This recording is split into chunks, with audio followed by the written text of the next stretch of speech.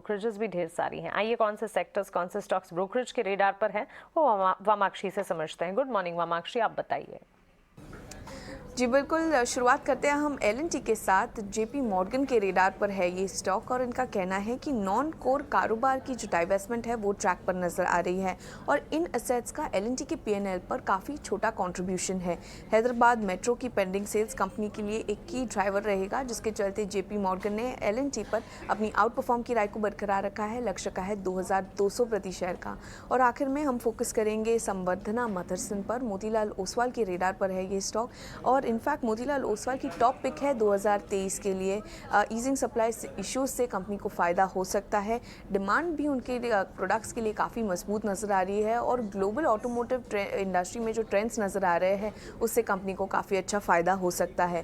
Production normalisation से recovery भी add हो सकती है, जिसके चलते मोतीलाल ओसवाल ने संवर्धना मदरसन पर अपनी खरीदारी की राय को बरकरार रखा है। लक्ष्य दिया है 95 प्रति शेयर का। ओके, तो चलिए एल&टी जेपी मॉर्गन के रेडार पर है। इसके अलावा मोतीलाल ओसवाल की संवर्धना मदरसन पर रिपोर्ट आई है और ये सारे के सारे रिपोर्ट्स हैं जिस पर और ज़्यादा डिटेल में बातचीत आगे भी हम करेंगे। वामाक्षी, शुक्रिया आपका ब्रोकरेज रिपोर्ट्स हमारे साथ शेयर करने के लिए। छोटा सा ब्रेक यहाँ पर हम ले रहे हैं, लेकिन टी मार्केट का आउटलुक जानने का। केडिया कमोडिटीज़ के अजय केडिया आप हमारे साथ जुड़ गए हैं। अजय, गुड मॉर्निंग, स्वागत है आपका 18 आवर्स स्वदेश पर। शुरुआत एनर्जी पैक की चाल से करते हैं। कच्चे तेल की चाल अगर देखें, ब्रेंट क्रूड $80 के आसपास ट्रेड कर रहा है। नेचुरल गैस में हम देख रहे हैं 2-2.5% की बढ़त नजर आ रही है। एक छोटे दायरे में ही एनर्जी पैक में कारोबार देखने को मिला है। आपकी राय क्या होगी? $80 से आगे कौन से लेवल्स अहम होंगे कच्चे तेल की चाल पर? घरेलू बाजार पर आउटलुक क्या होगा? वेरी गुड मॉर्निंग मानसी जी।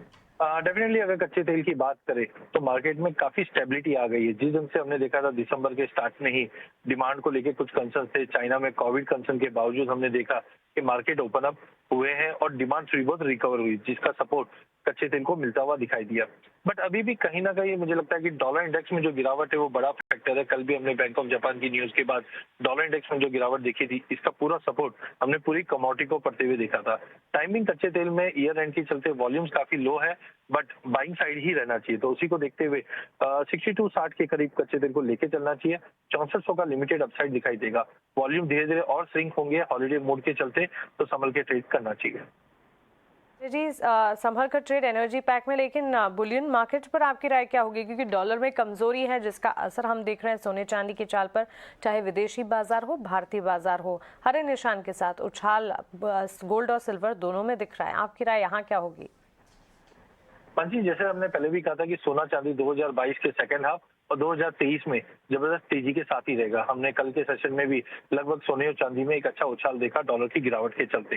फिजिकल मार्केट में भी थोड़ी बहुत एक्टिविटीज बढ़ना चालू हो चुकी है। ओवरऑल हमें लगता है खाली हॉलीडे मूड जो है वो इंपॉर्टेंट रहेगा, बिकॉज वॉल्यूम्स काफी थिन रहते हैं। बट ओवरऑल सोने और चांदी में तेजी का ही रुख रहेगा। लेकिन साइकोलॉजिकली 55,000 और 70,000 ये दो काफी क्रुशियल रेजिस्टेंस है। तो बाय ऑन ड्रॉप की रणनीति बना के ट्रेड कीजिए। जहां सोने के अंदर 54,200 के करीब लेके चलना है, फिर से प्राइस 54,800 तक का एक जंप देखने मिल जाएगा। वहीं अगर चांदी की बात करें तो पुल बैक पॉसिबल है, जो 68,500 के करीब मिलने पे लेके चलिए। 69,600 तक के लेवल मिलेंगे, क्योंकि ये रेजिस्टेंट लेवल है। यहाँ पे बाइंग ना करके थोड़े से डीप का वेट करना चाहिए।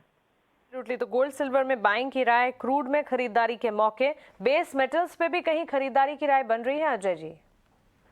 देखिए, जब हम इकोनॉमी को ग्रोथ की बात करते हैं तो बेस मेटल की कंजम्पशन डेफिनेटली ऑन टॉप रहते हैं। साथ में हमने देखा कि जहाँ पे ओवरऑल डिमांड अभी इम्प्रूव हो रही है और इन्वेंट्री लेवल भी काफी लोअर लेवल पे, उसको देखते हुए कॉपर में बाइंग कंटिन्यू रखिए। 707 पे बाई कीजिए, 700 का स्टॉप लॉस रखिए। इमीडिएट टारगेट तो 715 है, बट ओवरऑल हमें लगता है कि ईयर एंड तक 725 तक के भी लेवल हम कॉपर में देख पाएंगे। बिल्कुल अजय जी, आपका बहुत शुक्रिया हमारे साथ जुड़ने के लिए और कमोडिटी मार्केट्स पर अपना आउटलुक स्ट्रैटेजी शेयर करने के लिए। तो अच्छा एक्शन है कमोडिटी मार्केट्स में, एनर्जी पैक हो चाहे बुलियन मार्केट हो या बेस मेटल्स हो, खरीदारी के मौके यहाँ पर बनते हुए आपको दिखेंगे। आइए